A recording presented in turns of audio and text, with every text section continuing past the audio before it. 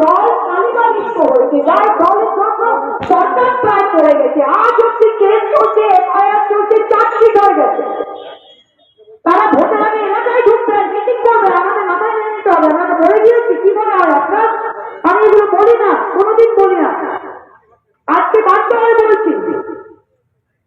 যারা দলকে কালিমালিপ্ত করেছে, ডাক্তার, এটা রঘু ডাক্তার, চিত্রের জন্য নয়, পকেট মার নয়, শয় শয় কোটি, তার জন্য, তার বউজন, তার ছেলের জন্য, তার চোদ্দ গোষ্ঠী বাস্তব ঠিক বলছি, ভুল বলছি? আমার আমার আমার কি আজকে স্টেজে